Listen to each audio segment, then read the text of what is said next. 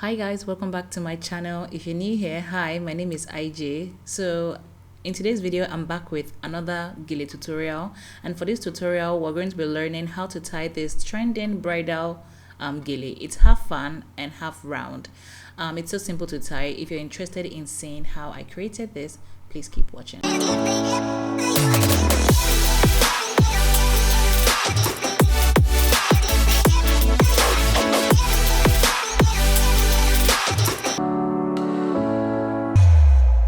Alright, so welcome back guys. So before we continue, if you're here to subscribe to my channel, please click that subscribe button and the bell button beside the subscribe button. Thank you very much.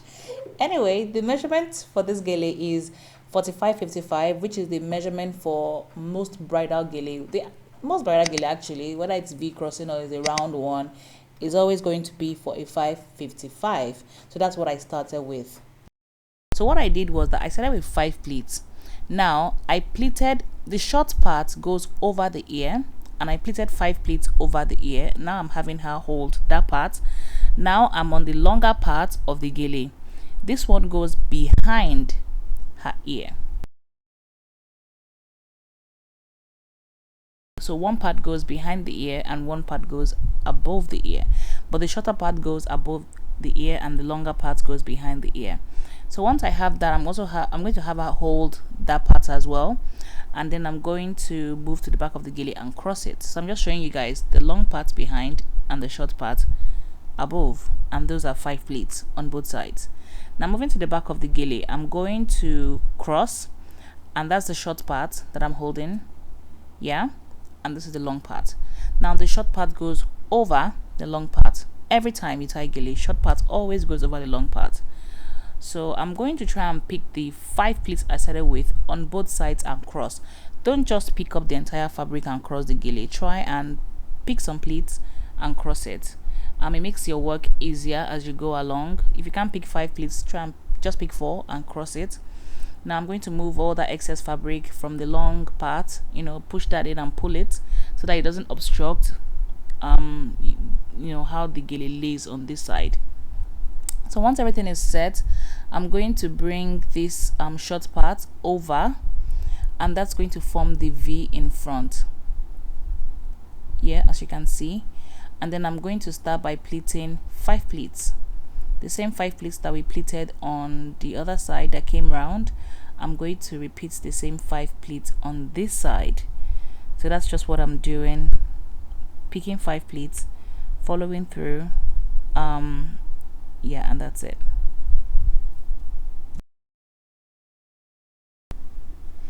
You also want to make sure that you try and pick equal amount of pleats. You don't want to pick really tiny pleats and then pick really chunky pleats. You want to try and make sure that they're of the same size, relatively the same size. Might not be the same size, but at least close to the same size. Don't make some pleats tiny and then some pleats too big. Try and pick like pretty much the same thing averagely, if you get what I mean. So yeah, once I keep doing that, I'm going to now follow the pleats through to the other side. My V is exactly where I want it to be, and I'm happy with that. So now I'm just going to follow my pleats through to the other side. Okay, so once I'm done arranging the pleats, I'm going to have her hold those pleats for me there while I work on the round part of this gele. So like this gele is in 2 parts, one part is round and the other part is the fan gele. So I'm going to start with the round gele, and I do that by picking the pleats. I don't really know how I'm going to explain this, but I really hope you can watch and understand what it is I was doing.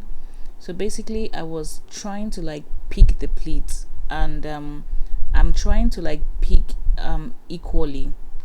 So whatever you pick in the middle or at the top, try and follow through to the end. Don't worry about height for now, so just try and pick the pleats. I did this step until I picked all the way to the end of the gele, if you get what I mean.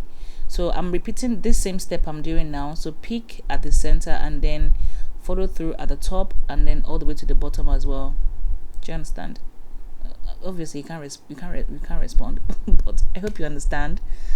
but I'm just picking the pleats like that. And one thing you should try and focus on is your joining. That is where the gele joins each other, they are where. So you want to use that to gauge if you are picking on a straight line or not. So for example, I'm almost at the end of this gele. You don't want a situation whereby you pick a lot of pleats at the middle, and then you have a lot of space towards the edge. You want to make sure that what you're picking is equal at the middle and at the corner where I am right now. So when you get to the joining, that's a good gauge to measure to see if you are on a straight line or not.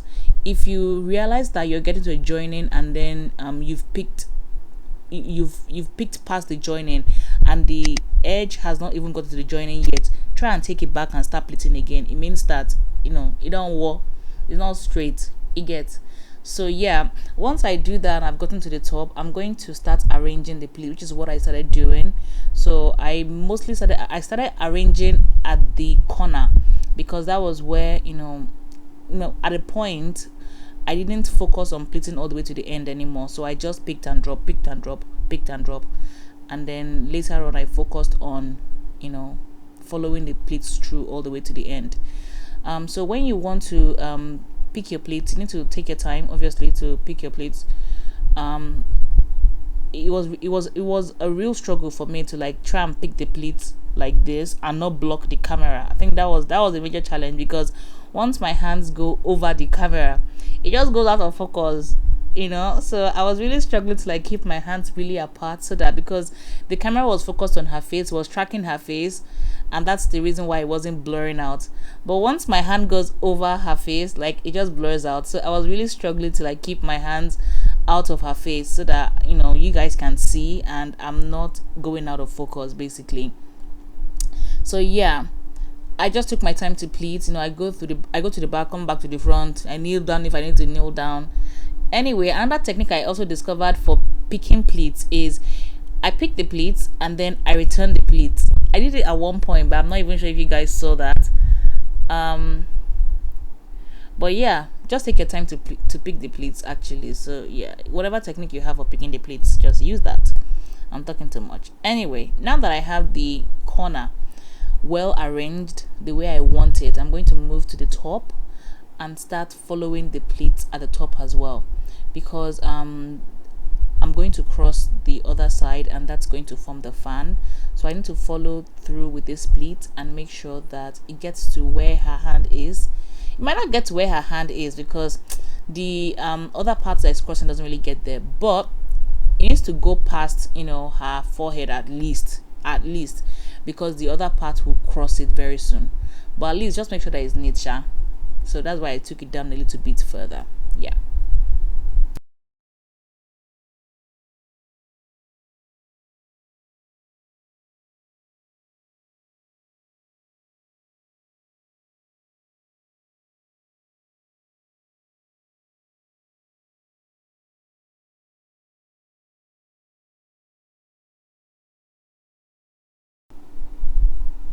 Okay, so now I am picking the first 5 pleats on the longer part, and I'm going to try and take it over that round pleat that we followed through. Do you understand? And then I'm going to try and continue the pleats. So I try to form, I think, 6 pleats. So 1 2 3 4 5. I'll do one more now. I think that was 6 before I started creating the fan. I think I did just 5 pleats and then I started creating the fan. Fan gele is something I struggle with, so yeah, just take your time with the fan gele too. So what I did was, for the fan gele, you need to bend, so it's not you're not picking straight anymore, so you tilt the way you pick your pleats, like that. So you need to pleat it at an angle, basically. But then one thing I discovered is that the angle you pleat at the top, you need to be able to follow through at the top. Don't pleat something so tiny that you can't follow through at the top. So now once I pleat one, I'll follow it through. I'm pleating another angle, or another fan rather. Let me just call fan. I'm pleating another fan you know, and then I'm going to follow it at the top as well. So pleat, fan, and then try to follow through the pleats at the top as I'm doing now. I'm so sorry that the camera wasn't, you know, high enough to see what's going on, but what I'm doing there is I'm just trying to follow through with the pleats, you know, that I have, the pleats from the fan that I have created. Like I said before, if it's too tiny at the top, it will be you won't be able to, like, you lose the pleats basically. So try to pick enough so that you can follow through with the pleats. So now I'll keep doing the fan until I don't have any more gele left, and then I will roll whatever I have left. Okay, so we're going to be rolling. So I just made sure that I arranged the fan the way I wanted it, and then I rolled it, like I rolled it firmly basically. So you need to roll it in such a way that it's firm and it doesn't fall off. So now I'm going to roll it all the way to the back. You can decide to use a pin to hold it into place at the back, but then I still had, you know, a little bit of fabric left on the other side from the round gele coming. So I'm going to attempt to tie that. I was able to tie just one round because the gele wasn't long enough. So then I didn't pick all the pleats. I only picked like the first few pleats. I didn't pick everything, because if you tie everything, you might end up pulling all the pleats, the first few pleats at the beginning. So I only picked the first 4 or 5 pleats and I tied that with that. It didn't go through to tie the second round, so I used pins to, like, you know, secure that in place. So once I have that secured in place, I'm going to take that excess fabric, you know, where the donut, you know, goes inside. I'm going to try and pull the gele so that I reduce the size of that fan, because it was just too big and I want it to be more compact. So yeah, I'm just going to pull that in. It's the same way you pull in your round gele as well if you have like excess fabric on the side. So yeah, once I do that, I'm also going to take the excess fabric from the round gele parts that we pleated on the other side, and I'm going to roll that and pin that away, just so that the back of the gele is neat. You also want to make sure that the back is presentable as well, even though it's mostly the front of the gele that people focus on. So just make sure that the back is also well, you know, tucked and presented, you know. Yeah, and that's it. So I'm going to move to the front of the gele now, and I'm just going to try and put touches to my fan. The fan, like I said before, was too big and I wanted it to be a bit more compact. That was why I pulled it in. So now I'm just trying to like follow the pleats of the fan, just so I have my fan more distinct in some areas. So yeah, just tweak that and play with that, you know, as you wish, till you get what you desire. So another thing I did was I pulled the top of the fan gele like that and I pinned it down, just so that I can have the full effect of the fan going up like that. Do you get? Yeah, and I just went ahead to like touch the gele, like put finishing touches to the gele on both sides, you know. I followed my pleats through, like some parts that were scattered, I tried to rearrange them. You know, I can be here for a while trying to get everything perfect. Now come on, go and spoil it. So I had to pinch myself that it would do. Anyway guys, thank you so much for watching this video. I hope you enjoyed it. If you did, please be sure to give this video a thumbs up. Don't forget to also drop a comment below or any questions you might have, and I'll be sure to answer them. One more thing before we go, please subscribe to my channel.